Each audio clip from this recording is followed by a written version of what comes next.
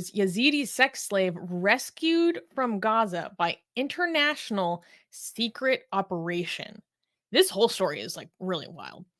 In a complex international rescue mission, 21-year-old Fawzia Amin Saydo, an Yazidi woman who had been kidnapped and enslaved by Islamic State militants nearly a decade ago, was freed from Gaza after months of diplomatic coordination involving the United States, Iraq, Israel, and Jordan. Saydo, part of the Yazidi community that suffered from a genocidal campaign by ISIS, had been held in Gaza, and her release required navigating significant diplomatic tensions, particularly between Israel and Iraq. According to a U.S. State Department a spokesperson, on October 1st, 2024, the United States helped to safely evacuate a young Yazidi woman who had to be reunited with her family in Iraq. After her captor was killed in an Israeli strike, Saido fled to a hideout in Gaza, leading her to eventual rescue through the Kerem Shalom Crossing into Israel. From there, she crossed into Jordan via the Allenby Bridge and was finally reunited with her family in Iraq. Hamas, however, disputes the official rescue account, of course, claiming that she left Gaza voluntarily with their knowledge after feeling unsafe due to the ongoing conflict. So, this is a wild story, and there are a lot of different details about what she's been through over the past 10 years and how she was trafficked into Gaza, and it's a bit complicated. So, let me pull this up where I have kind of the timeline written down. And I was reading different reporting from the Wall Street Journal and then also from Rudya. And Rudya is a really good source, especially for things that happen in Iraq and Iraqi Kurdistan. Um, and it's quite complex.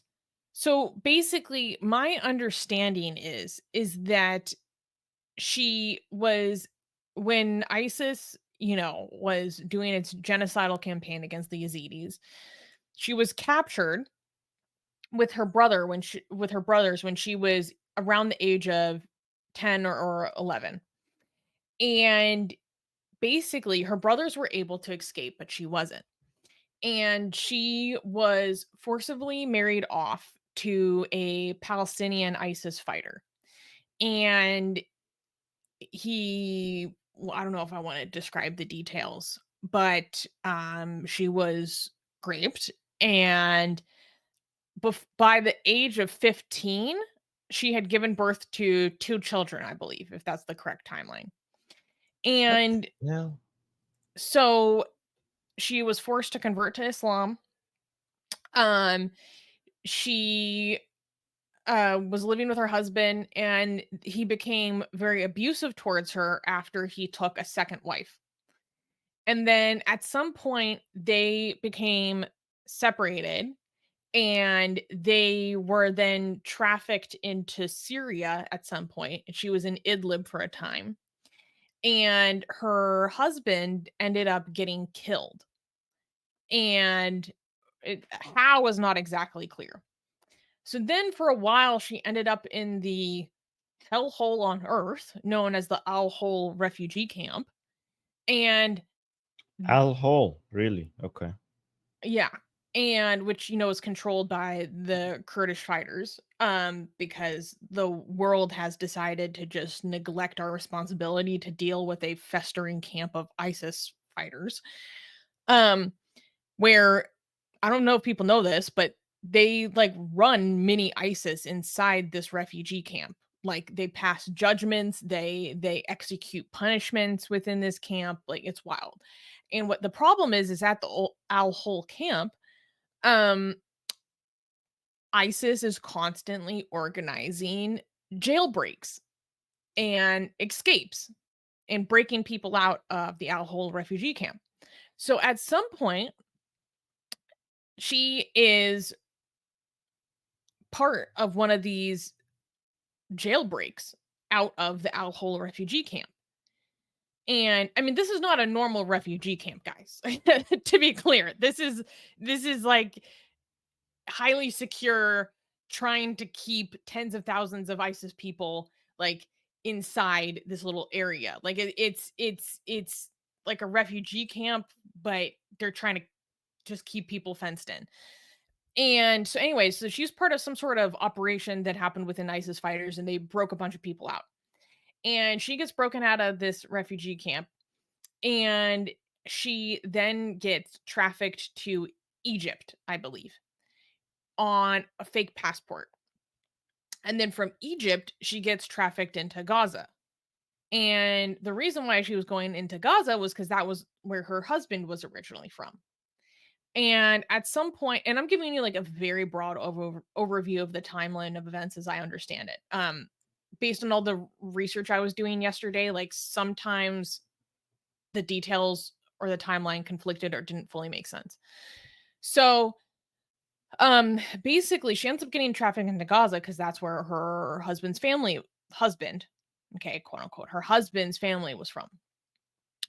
And she basically decided that she was going to stay with them for some time. That's my understanding of the story because unfortunately, there was a ruling by the Yazidi religious leaders in 2019 that any children that were born from this ISIS genocide and the forced sex slavery are not going to be considered Yazidi.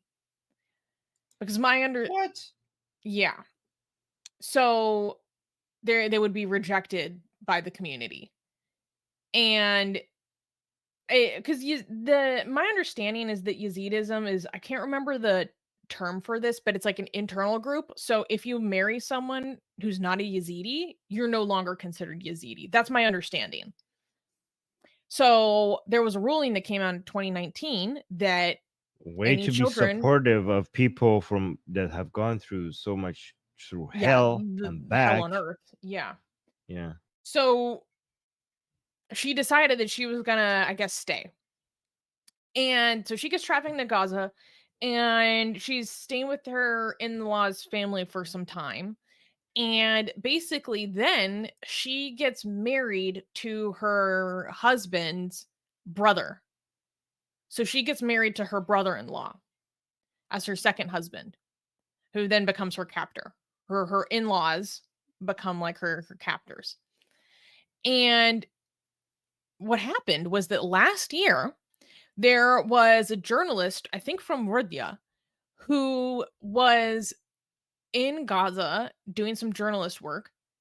And yeah, and this journalist met a Yazidi woman who had been captured by ISIS.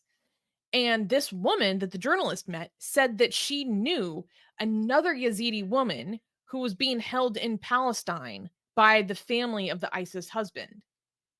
And so this journalist arranged an interview with this woman, and she used a fake name and everything.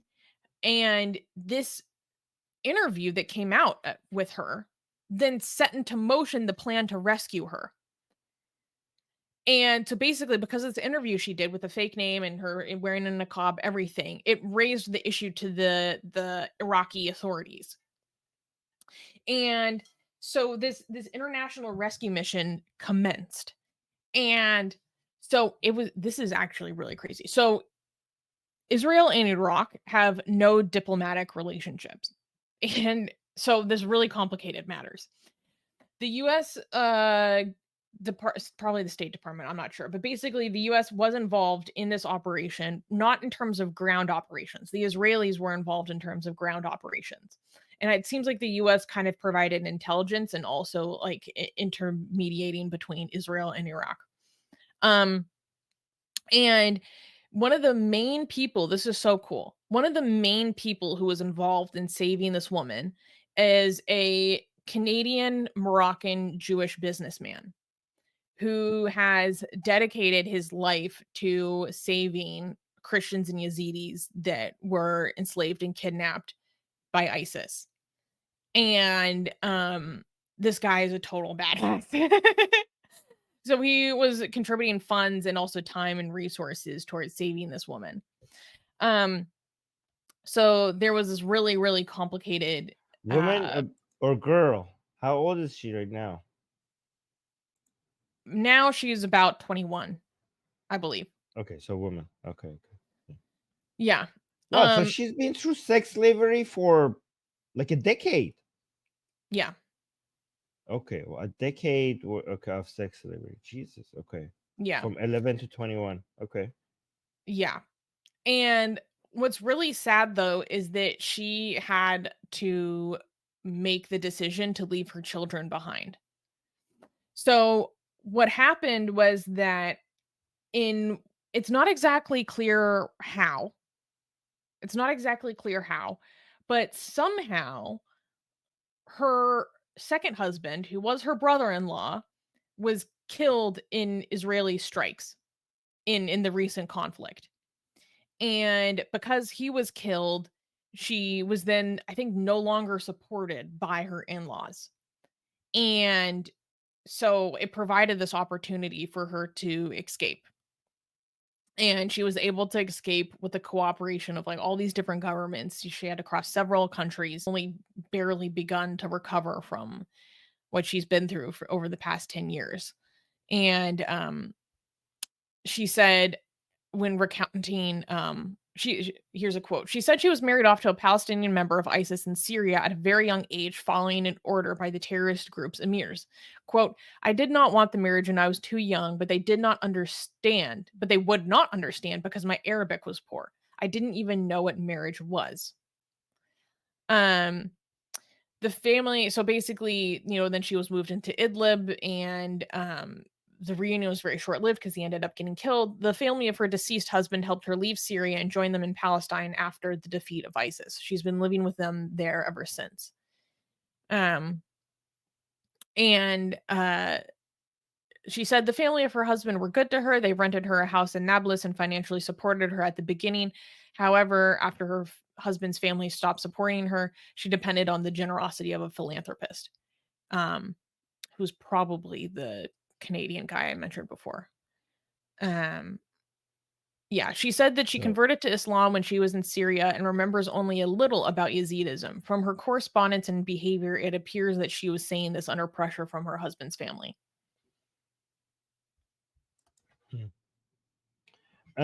So are people thanking the Israeli military? Are people appreciating the Israeli military for going in and saving this woman I mean, from the who do sex you mean slavery? as people? And I just well, at least the years. I think we should change the title of this when we release this as its own segment. I think this title, because I want to make sure that the Israeli army is being celebrated. Can we? I mean, you could decide this. Can we change the title of this segment once it's cut out to Israeli army saves sex slave from Gaza? Israeli army saves sex slave from Gaza. I think having the Israeli army at the beginning of the title and giving them credit, I would like that in the title. If it's possible. If it's too late to change the title, it can't. We don't have to change. I just want to give credit. Yeah. Can we do that? Oh, yeah. Oh, let me show this video while Susanna fixes her mic. Oh, are you okay? Yeah, sorry, I was just silencing my phone. Oh, okay, never mind. Okay, let me. This is the video. I've already showed it once without audio. This is the video of what? Let me see. This is the footage released Of her being on the reunited with her family. Bay family. Okay, let's play it. It's really hard to imagine that this woman went through 10 years of sex slavery before this moment. I don't know how do you even recover from that. I mean, I hope I she does, but know. I don't. And Yeah.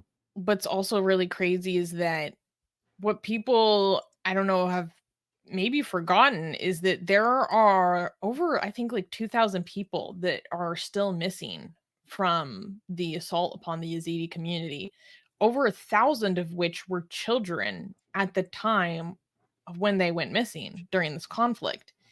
And so Many are presumed to be dead, but people in the community are saying, no, we've failed to realize that there are hundreds of people still out there. There are Mm. probably hundreds more in her position. Guys, can you say thank you IDF in the live chat? I just wrote it myself. Thank you IDF. Yeah, but yeah, and a lot of people are hating on Islam right now because of this story, which is very justified. Very justified. Mhm. Uh, What I think is also okay. deserves to be highlighted is, and this was Yeah. highlighted by Jonathan Spider in his piece in the Wall Street Journal about this, is the level of involvement between different Islamist areas. So he was basically highlighting how high is the level of Islamist control across several different nations that this was allowed to happen. She went to Iraq, to Syria, to Egypt, then Yemen. All the entire time, excuse me, not Yemen, Gaza. The entire time amongst such a high degree of Islamist control that the entire time that there was no one that could help her Mm, across 4 different countries. that's crazy. And what he was saying is like, what does that speak to? Mm, That this was even that there was such a high degree of control within all these different nations that this was allowed to occur. I thought that was a very well taken point. mm. Some of the comments that D highlighted. Do you want to check those out? Oh, um, yeah. So this person on Twitter is highlighting that poor woman will carry that trauma with her forever. We hope that she can eventually find peace. Okay, and this one. Um, Oh, this is a good comment. Okay, let's read this one. as an Iraqi, I thank my Jewish cousins for their Thank. bravery in rescuing. What did I say? I thank I my Jewish. thank. Oh, yeah, go on. I thought you said Uh, think, but go on. Sorry, sorry. I ruined it. Go on. as an Iraqi, I thank my look at what you've done to me. You read it. Um, okay, okay. As an Iraqi, I thank my Jewish cousins for their bravery. I would prefer if this is Israeli, but that's fine. I thank my Jewish cousins for their bravery in rescuing this young woman being held by Hamas barbarians. It proves once again that these terrorists are nothing but another version of ISIS. Thank you, Israel, and Shana Tova. Um, somebody translate that the last part. Um, No, it's saying like Happy New Year, right? Lashana Tova. Oh, I know. Oh, yeah, that's Happy New Year. Yeah, yeah, okay, yeah, yeah. Yeah, by Hamas. I actually want to comment on this. I think Hamas is worse than ISIS. A lot of people are like, Hamas, you have no idea how evil Hamas is. They're actually like ISIS. I actually have compared I the agree. standard. Yeah, I actually compared the standards of ISIS and Hamas, and actually, Hamas is worse. Which is weird because it seems like I'm kind of like saying like ISIS is not as bad, so I don't want to say that. But there are things that Hamas does that ISIS is like, that's too far for us. I think Hamas is worse than the Uh, Nazis. oh, obviously, Yeah, obviously, yeah, but and to be honest, obviously, I think that bears repeating because I don't think, at least within my culture and my nation, like if you make that if you compare someone to Nazis, like that should have a certain immediate gut feeling in your body. And that's what I'm yeah. trying to get people to associate, right? Like that has a certain implication. Somebody saying Chuck is in the chat is saying they're identical. They're not identical. I will tell you, and we're not exaggerating when we're saying Hamas is worse. And here's how I could tell you that Hamas is worse. When the Nazis were doing the Holocaust, they knew that this is looks bad and they had to hide it. They were hiding what they were doing when they were doing in the concentration camps from the general public, because they recognize that this is evil and it cannot be seen by the general public. When Hamas was doing the same thing, they were live streaming, they were recording it to show to their followers as to brag about it, right? This shows that the people that follow the Hamas ideology, when they saw October 7th, they were proud of it. They saw that as a good thing. When the Nazis were doing it, they recognized that this is evil and they were trying to keep it hidden. So that's how we understand that Hamas is actually worse than the Nazis. Oh, Okay, wait, this is there's one also comment I wanted to highlight. Wait, where did it go? Ahmed yeah. is asking, Susanna, what is the name of the Jewish Canadian guy? His name is Steve Maman, and he is the head of the nonprofit called Liberation of Christians and Yazidi Children of Iraq. And he gave this amazing quote. He said, quote, I made a promise to Fawzia, the Yazidi who was hostage of Hamas in Gaza, that I would bring her home to her mother in Sinjar. To her, it seemed surreal and impossible, but not to me. My only enemy was time. Our team reunited her moments ago with her mother and family in Sinjar, when he shared the post with her video. Yeah, and you can go follow him on Twitter at Steve Maman. Amazing, amazing. Sorry for interrupting Also you. What there's were you this saying? no, I just also want to highlight this cat with a Lebanese flag saying this just seems fake. So Okay. I don't know what's. I think the fact that an Israeli rescued the sex slave, like, oh, this just seems fake. Yeah, I mean, Israelis can't do wholesome things, Obviously, this. Well, to me, this comment just seems anti-Semitic. I don't know, maybe I'm exaggerating, but it does seem anti-Semitic. All right, so we have a new member, the flying robot duck. I would suggest you go use AI to make a flying robot duck and use that as your profile picture, given that you have a cool username. And there okay, and also there are some start. Do you start this one from Momo, the last one? Okay. Momo has been losing his mind in the live chat today, and Uh, specifically directed towards me. I don't know why. yeah.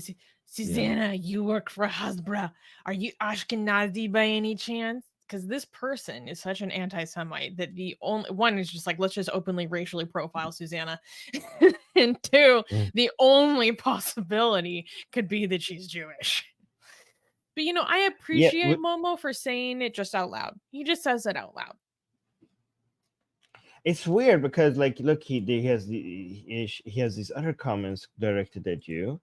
And between me and Susanna, do you think this is fair? Between me and Susanna, I'm a bigger simp for the Israeli military and the IDF and Mossad. So I don't know why he's directing all of this hatred towards you. You know, I mean, I know why. I'm actually pretending not to know why. I actually do know why. But do you want to answer this? Because I have an answer for this. Because he's asking you, Susanna, do Palestinians have right to self-defense like your American Constitution? Susanna, why can't Palestinians defend their own homeland?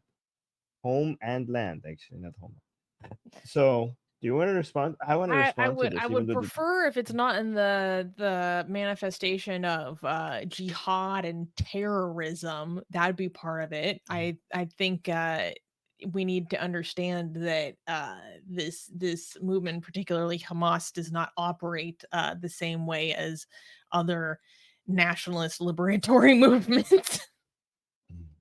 wait here, like this channel is anti-Muslims. Okay, well, that's a good answer. I want to answer, but yes, that I know this question was not directed at me, but the Palestinians do have the right to self-defense. However, they don't have right now. Unfortunately, right now they don't have the ability to do self-defense. That's why Israel is being kind and generous enough to use their powers and use their resources to help the Palestinian people defend them against Hamas and Islamic Jihad and Hezbollah and the Islamic Republic in Iran. Right. So yes, Palestinian people have the right to self-defense, but they don't have the ability to self-defense, and that's why the Palestinian people should be grateful to Israel's military for doing that job for them at the moment right now against Hamas. We got a super chat. Let's address this one and then move on to the next story. Oh, people like my answer. Well, Oh, so thank you this so is from much, guy. Arjun, and he's talking about what you were saying about the Hamas versus the Nazis, saying, but isn't not hiding the atrocities better since it's easier to expose them? Well, I Yeah, I mean, mean, I'm not. Yeah, we're you're not right. promoting like a cover up. We're talking about there Yeah, is a difference between the Nazis who made an effort to hide their crimes from the German public because they knew that they would be shocking and held up as unacceptable and horrific, versus mm, Hamas, which openly posts them because they know that the actions would be praised and celebrated by the public. yeah. Yeah, I mean, I wasn't necessarily talking about the consequences on which one is better. We're better off dealing with. Um, I was more talking about the the level of evil that of the mindset of Hamas. You know that they don't even consider this to be an act of evil, right? So yeah, maybe if you look at the consequences, you're maybe in some cases you could be correct, but think about the mindset of the people who follow Hamas ideology, where they are at, where they are at, that they have to be, they don't, that they can't even have the recognition that the Nazis had that we're doing an act of evil. They're like, oh no, we're doing something great. This is something moral. This is the best thing you could do, right? So I mean, I'm laughing because it's insane. Sometimes the evil is so dark and so tragic that when I'm laughing, it's just because I don't know how to. I'm laughing about the insanity of it. Do you know who makes the most amazing, gorgeous, and other adjectives that I can't use here on YouTube, blasphemous art ever? We do! And for some reason, we are giving it away for free. Download them now using the link in the description before we change our mind.